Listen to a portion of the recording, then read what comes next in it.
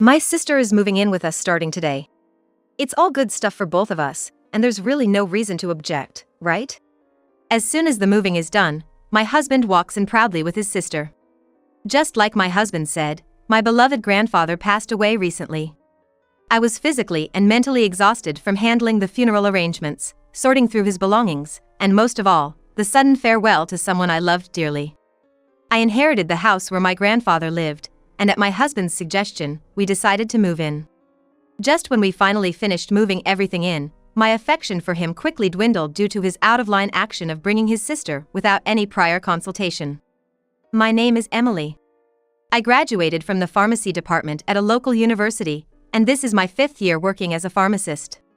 I met my husband, a classmate, 2 years ago through an introduction by a colleague at the hospital where I work. My husband, a full-time employee at a supermarket, has a generous nature and had just broken up with his girlfriend from his college days, leaving him heartbroken. I had a boyfriend once in high school, but it didn't last long. Both my husband and I didn't have much experience in love, but somehow, that felt reassuring.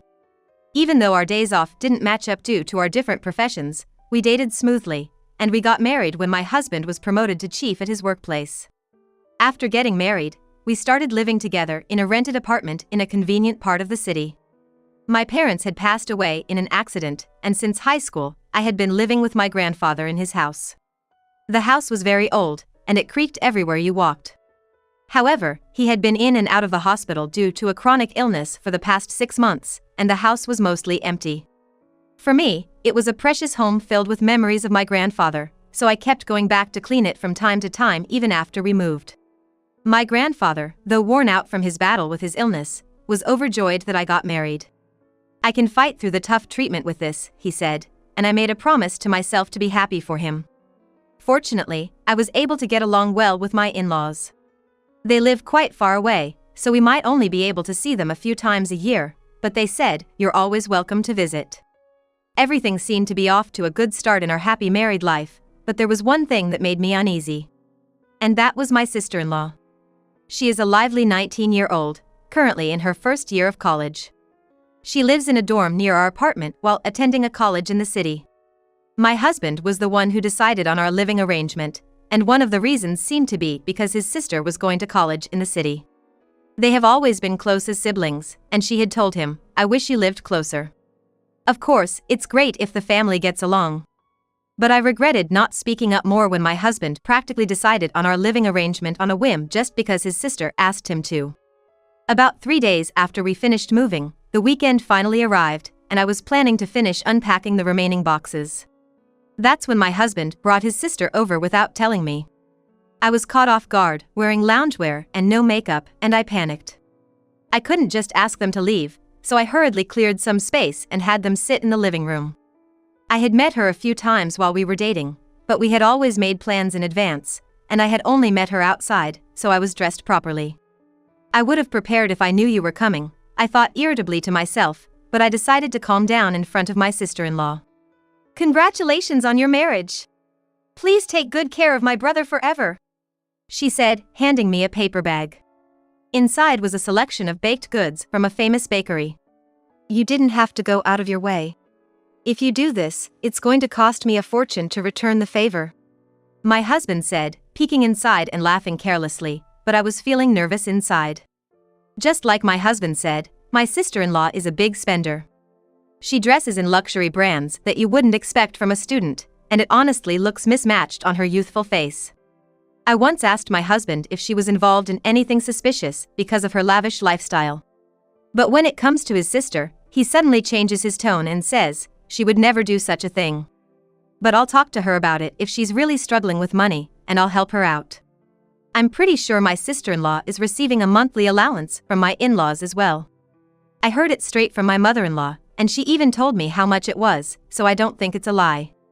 On top of her tuition fees, she receives enough money to live comfortably without indulging in luxuries, yet she is currently also accepting financial support from my husband. When I pointed out that this was spoiling her too much, my husband argued back, leading to a heated argument. I can understand his concern for his sister, but there have been instances where he has bought her expensive bags and jewelry every month, or gone to her apartment to cook for her, which made me upset. However, aside from that, He is a kind and helpful husband who willingly does his share of the household chores, so that was the only thing bothering me about him. The problem lies with the sister-in-law herself. She seems to not think very highly of me, making condescending remarks. Given that her parents and brother always act in ways that suit her, she probably feels like I am in the way. Emily, it was surprising to find out that someone like you became my brother's wife. He used to date pretty women who looked like models. You have a, how should I say, more down-to-earth vibe.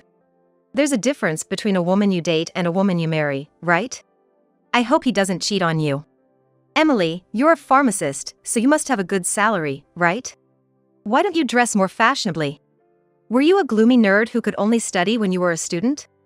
There are countless backhanded comments like these that she whispers to me when my husband is not around. She is essentially a 19-year-old child, and it would be exhausting to deal with her seriously. There were times when I considered telling my husband about her behavior, but he dotes on his sister so much, and I could easily imagine that bringing it up would only complicate matters further. Since her harassment was limited to making snide remarks, I decided to keep it to myself and not tell anyone. Besides, we have a long relationship ahead of us, and I thought it would be counterproductive to rush into getting along, so I decided to gradually deepen our relationship over time and not take her behavior too seriously. Just a few days ago, my sister-in-law, who was supposed to have just visited, came by unannounced again. However, at that time, my husband was not yet home, and I was preparing to go to work in the afternoon. The cafeteria was crowded, so I thought I'd come here for lunch. I brought some friends too, is that okay? While I wanted to yell at her for her audacity, there were girls around her age standing behind her, so I managed to keep my cool and asked them to leave. I don't know how she explained this situation, but I received numerous calls from my husband while I was at work in the evening. Are you out of your mind, turning away hungry young girls? If you didn't have time, you could have at least given them money. My sister called me saying she was embarrassed in front of her friends. I'm not sure if this incident was the trigger, but since then I've noticed a change in my husband's attitude. He gradually stopped doing the household chores that we had agreed to share, and as I couldn't stand seeing things left undone for days, I ended up doing everything myself, making it solely my responsibility. I thought he had a generous personality, but it turns out he is just sloppy and quick to lose interest. He would buy things for his new hobbies, only to let them gather dust soon after. This was a common occurrence. It would be one thing if it was just his own room, but when he started cluttering up the dining table and the car with his hobby stuff, I had to say something. However, he only ignored me, not taking any real action to address the issue. I'm starting to feel that he is losing interest in me, as he thinks I nag too much. Despite his sloppiness, he acts differently towards his sister. Her unannounced visits continue, during which she would eat our food and openly harass me without holding back. At first, she would only make snide remarks when my husband was not around, but recently, knowing how much her brother adores her, she has become bold enough to openly make snide remarks. My sister-in-law criticizes the food I make, saying things like, "The seasoning is too strong. Are you really a pharmacist? Are you trying to make people sick with your food so they have to buy medicine? My brother should be careful." She would make such cruel jokes, demeaning even my profession, but my husband would just laugh along with her. Moreover, she would regularly wheedle substantial amounts of money from my husband, far more than a simple allowance. I could understand if she said she was running out of money for living expenses, or if she wanted to buy textbooks for college, but wanting to buy a birthday present for a friend seems like a personal matter to me. In addition, she drags her husband around, making him accompany her on shopping trips and making him buy high-end brand items. Of course, when I point this out, she gets angry and says, "It's my own money, I can do what I want with it," making it impossible to have a rational discussion. My husband probably has no clue that his sister, who gets whatever she asks for, is mocking me behind his back, while I, who have received nothing, am left to suffer. The moment I say a word to her, she immediately puts on a crying face and dramatically seeks help from her husband. He is completely fooled by such over-the-top acting, it's just pitiful. I realized too late that my husband is an extreme sister complex. The sight of him 100% believing everything his sister says and lecturing me is so absurd, it's enough to make any feelings of love wither away. But eventually, I noticed that she's already a junior in college. I thought that she would become busier with job hunting and writing her thesis, and we would see less of each other, so I decided to endure it a little longer. I hoped that after she graduated and got married quickly, her malicious nature would calm down somewhat. However, what really brought me down wasn't my husband or his sister, but the passing of my beloved grandfather. Since I have no grandmother or parents, I was the one to inherit his estate. I was considering what to do with the remaining house, thinking about demolishing it to keep the beautiful memories. But my husband stopped me, suggesting that since it's such a magnificent house, we should live in it as a couple. My grandfather had a long hospital stay in his later years, so he hardly had any contact with my husband. The fact that my husband, who is cold to everyone but his sister, suggested keeping this house was completely unexpected, and I was overjoyed at the time. My grandfather was gone, but I could come back to this house. I hadn't felt such a thrill in my chest since getting married, but it was shattered just a few months later. When we did a house inspection before moving in, we found that the plumbing needed repairs, but that was about it. My grandfather had cherished the house he built in his youth, and even the contractor said it was in quite good shape for its age. The creaking of the floors was a concern, but I thought it would be fine to consider remodeling when a new family was born between my husband and me. I made steady progress cleaning the rooms in between work, and I also sorted through my grandfather's belongings. Once everything was packed and ready to move, I proceeded with preparations while asking for help from the moving company.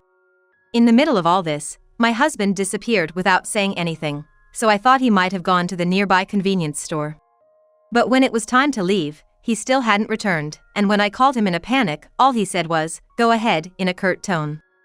I didn't understand what was happening, but I couldn't keep the movers waiting any longer, so I decided to go to my grandfather's house first. It was only after all the belongings were moved in, and the paperwork with the movers was finished, that I finally saw my husband. When I saw his sister standing close beside him, I had a bad feeling. And I was right, my husband said something outrageous. "From today, the three of us are going to live together. The house is big enough, and it would be lonely for the two of us, wouldn't it? It's cruel to make my little sister live in a tiny apartment every month, and this is perfect timing. You'll support her in her job hunting, won't you?" "What? Why are you deciding this on your own?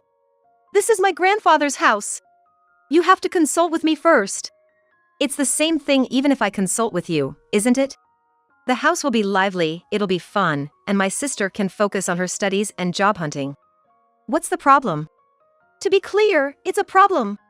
Can you leave for today, and we'll talk about the details later?" I had been doing everything by myself for months, dealing with the funeral and moving procedures, and I was quite exhausted. Also, I didn't have the emotional capacity to talk to someone who could casually say it was good timing to start living in this house just because my grandfather had died. But my husband didn't care and yelled at me. "What right do you have to say that? If you don't like living together, then you can leave. I suggested this thinking it would be good for you, and here you are acting all high and mighty. I'd feel relieved if you were gone. I won't show any mercy to someone who treats my important family like this." I was shocked by his tone, as if he didn't even consider me family. But I realized I didn't need to seriously involve myself with such ridiculous people and decided to remain calm on purpose. "So what now? If I leave, you realize that means we're getting a divorce, right? I just want to make sure, because I don't want to hear that I deceived you later. This house is mine, it's in my name since I inherited it. The rights to this house are. Since we're getting a divorce, that means we'll be dividing our assets, right? This house is a substantial inheritance. So, you want to say that just because your granddad owned it, it's all yours? Look, the world doesn't revolve around you. I'm a legitimate ex-husband, so I have rights to half of it. I'll pay you your share, and then you can leave." Interrupting me, my husband spoke utter nonsense. "Emily, you're always so stingy with money, even though you earn a good deal yourself. Don't you think you're expecting too much? You should be nicer to younger girls. You might think of me as a frivolous young girl wasting money, but girls need money. On the other hand, you always dress so plainly, and your makeup is light. What do you even spend your money on? You've completely given up on being a woman. It's pathetic, really." My sister-in-law, having successfully gained my husband's support, proceeded to berate me with him. Seeing their true colors, I lost all affection for them and wanted to leave this place as soon as possible, so I told them I was leaving. "I don't care about the house rights anymore, but are you really sure about this? I just want to confirm that I've made myself clear." The siblings looked momentarily dumbfounded by the swift resolution, but soon they started smirking again. Trying to shake us up, huh? Your behavior is just pitiful. Well, I appreciate that you agreed to the divorce. Here, sign this and be done with it. He threw the pre-filled divorce papers at me. Out of patience and thankful that things were moving quickly, I thought this was actually helpful. Such a sore loser. I'm sorry that he loves me more than he loves you, Emily. Maybe try being a bit more feminine the next time you decide to marry. They laughed together, and I sighed loudly, picking up the divorce papers. Hearing my sigh, my sister-in-law started berating me again, so I turned to my husband and said, "You're really oblivious, aren't you? Your evil sister here is planning to kick you out soon. Instead of laughing, why don't you two have a proper fight?" What? What are you talking about? My husband seemed completely clueless, still tilting his head in confusion. However, my sister-in-law, perhaps due to her youth, couldn't keep a poker face and her expression froze. When my husband called her name, she snapped back to reality and shouted, "What are you talking about? There's no way I'd do something like that." But the agitation in her voice was clear, and it seemed to sway my husband's beliefs. Seeing my chance to turn the tables, I forgot my fatigue and decided to kindly explain everything to them. I just happened to hear it at a bar in front of the college. You were too obsessed with your sister and weren't coming home, and I was tired from dealing with paperwork and didn't have the energy to cook, so I decided to dine out with a friend to refresh myself. I took out my phone and played a recording. Grandma's passed away, so I'll be getting that house soon. Auntie is honestly annoying, but I have my brother on my side. He listens to everything I say. I helped him when he was being bullied by my guy friends, and he's been like this ever since. It's hilarious. Well, they have money, and I'm planning to use them well and get that house. No need to pay rent, and I heard the house is spacious. It's perfect. I want to live there with you, Mike, so after I get the house, I'll suck money from my brother and kick him out. I'm sure it'll be fine. If my brother brings up divorce using the house as a condition, I'm sure Emily will be desperate. Luckily, I was sitting close by, so despite the noisy bar, the audio was clear. At first, she was bad-mouthing not just me but also my husband, so I started recording out of curiosity. But as they drank more and got carried away, she began to talk about her terrible plan, and I unexpectedly caught her in the act. I decided not to tell my husband right away, thinking I would judge his actions first. And disappointingly, he played right into my sister-in-law's hands, presenting me with a divorce. So, I agreed. On my way back from the restroom, I confirmed that the person sitting at the seat was my sister-in-law. My husband was staring at her face with a pale complexion, trembling in his voice. The sister-in-law had been looking down for a while, but suddenly she looked up and, with a flushed face, exclaimed, "This is a fabrication. There's no way you could be so lucky to be in the same restaurant. You don't even know about my boyfriend, and it's creepy to make assumptions just because you saw my face for a moment. And by the way, even if this was really me, eavesdropping so boldly is insane. It's fine to play detective, but don't involve other people." She seemed to still have enough energy to push back, so I played the continuation of the audio recording that I had paused. The sound of boots making a loud noise as they staggered towards the restroom, apparently from someone who was drunk. Immediately after, a man was recorded talking on the phone with someone. The person on the other end seemed to be a woman, speaking in a coddling voice. The man spoke of the sister-in-law as if she were an ATM, stating that he was going to get a house from the ATM's home.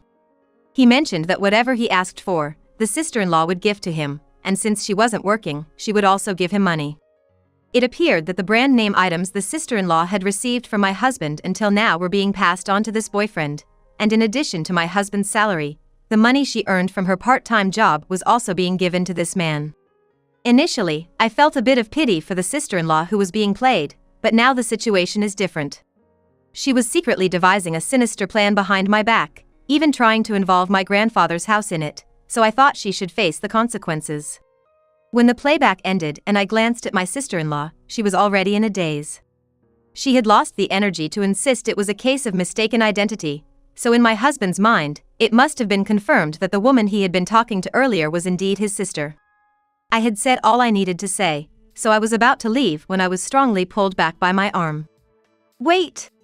You understand now, right, Emily? I was just being deceived. Let's cancel the divorce and live happily together as we promised." Huh? No need to cancel it. I have the intention to divorce too. Besides, your adorable sister is crying, isn't she? You should take responsibility and take care of her until the end.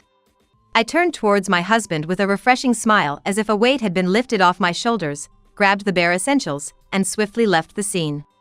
Later, I filed the divorce papers, and the divorce was finalized. I would like to say that I am now happily enjoying my single life, but as it turns out, things aren't that simple. My ex-husband was squatting in my grandfather's house, refusing to leave.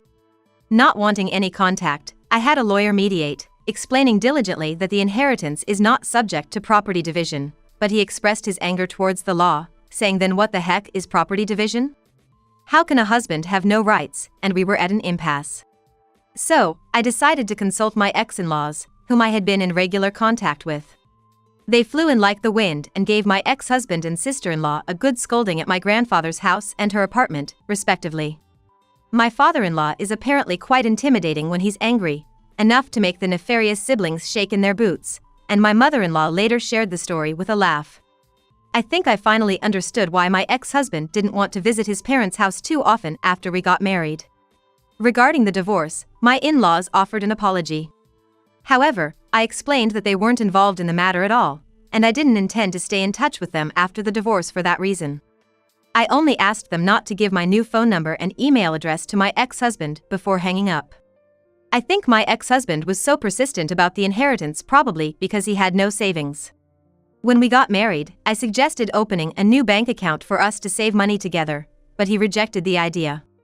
He had student loans, smartphone bills, other payments related to his hobbies, and on top of that, he gave a considerable amount of money to his sister every month, so he said there was no way he could save any money. So, we settled on saving money separately. I was investing in mutual funds, so I didn't have much cash on hand, and there was no way I could give any money to my ex-husband anyway. Moreover, I have communicated to my ex-husband through a lawyer that I will not demand alimony on the condition that we do not divide our assets. Since I was pressured by my father-in-law's authority to that document, I intend to make sure it is strictly adhered to. It turns out that my ex-husband, who was squatting in my grandfather's house which has now become mine, as well as my sister-in-law, who was squandering her allowance, were both taken back to their parents' house. My ex-husband was made to quit his job, and my sister-in-law was forced to drop out of college. They are apparently working as entry-level employees in a company run by our relatives. They are being completely reformed, both physically and mentally, through grueling Spartan training and seem to be working while crying every day. My mother-in-law sent me a picture of my ex-husband, whose beer belly has completely disappeared and is now in great shape, but I didn't feel a thing. As for my sister-in-law, she initially tried to use her youth and beauty to cozy up to her boss, but she was completely ignored, luckily because the president is a relative. She's had to remove her long, glittering nails, and now she's doing a fantastic job of digging in the dirt and sweating it out. On the other hand, I am enjoying my peaceful days in my grandfather's nature-filled house. I do feel lonely without my grandfather, but when I do, I can flip through the organized albums and go back to those times. It feels like my grandfather is watching over me in this warm house, and I'm thinking it wouldn't be a bad idea to invite some close friends over for a party.